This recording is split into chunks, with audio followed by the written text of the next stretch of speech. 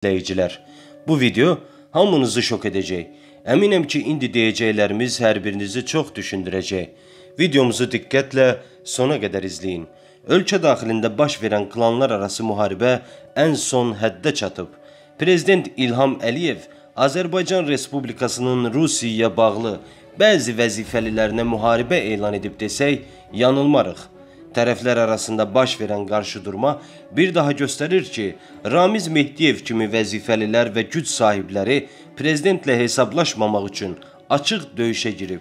Güman edirik ki, Eldar Həsənovun həbsi Ramiz Mehdiyev silahdaşlarının diş qıcamasına səbəb olub. Ölkədə hələ belə bir hal baş verməmişdi. Dövlət televiziyası olan AzTV-nin efirindən Ramiz Mehdiyev sərt tənqid olunub. Təbii ki, bu məsələ sıradan bir hadisə deyil. AzTV-nin sərt tənqidinin arxasında sözsüz ki, Prezident İlham Əliyev durur. Prezident həm də bu yolla ölkədə baş verəcək istənilən xoşagəlməz hala qarşı xalqı hazırlayır. Yəni Ramiz Mehdiyev və ona sadiq şəxslər hər an dövlət çevrilişi edə bilərlər.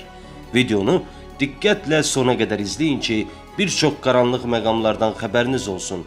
Azərbaycan tarixindən məlumatı olanlara, o cümlədən son illər və bu günün özündə baş verən siyasi prosesləri incələyib, normal məntiqi nəticə çıxarmağı bacaranlara bəllidir ki, Rusiyanın başlıca məqsədlərindən biri ölkəmizi yenidən istila etməkdir.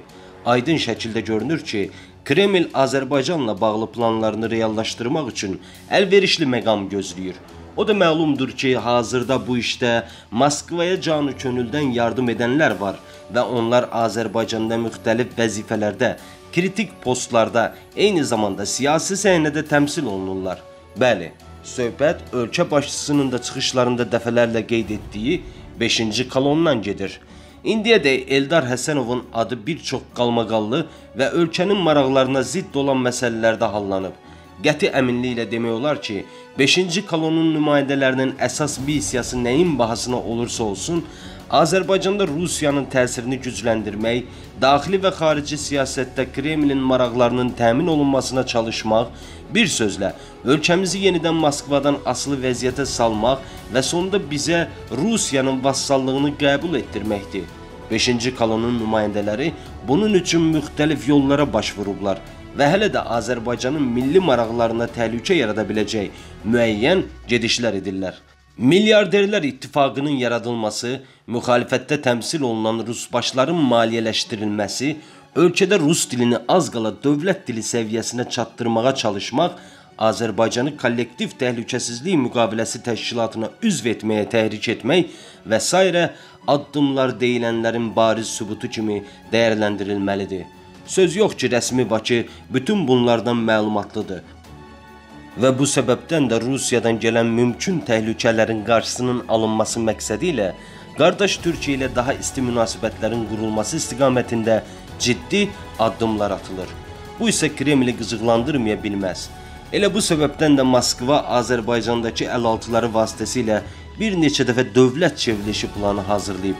Xoşbəxtlikdən hər dəfəsində də iflasa uğrayıb. Mətbuatda yer alan informasiyaya görə sonuncu belə cəhd Azərbaycanın Serbiya Respublikasında, Montenegroda, Bosniya və Hersegovinadakı sabiq səfiri, bu günlərdə Dövlət Təhlükəsizlik Xidməti tərəfindən şübhəli şəxs qismində tutulan Eldar Həsənovun iştirakı ilə baş tutmalı idi.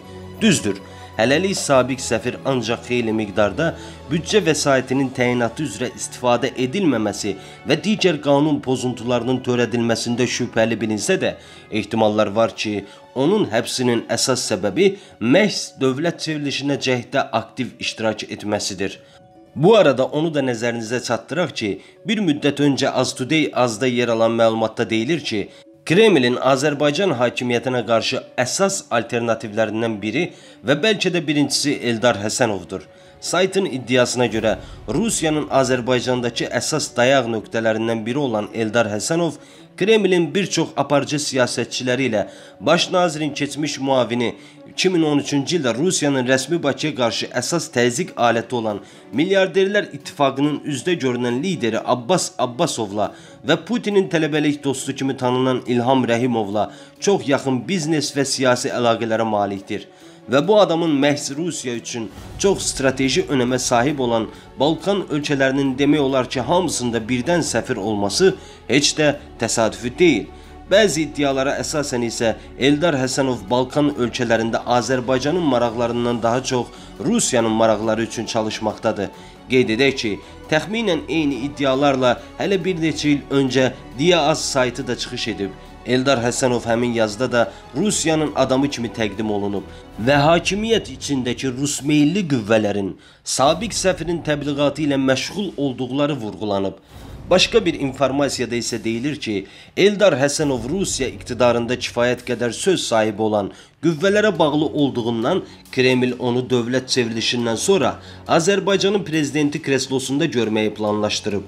Söz yox ki, əgər deyilənlər öz təsdiqini taparsa, o zaman sabiq səfirin durumu heç də yaxşı olmayacaq.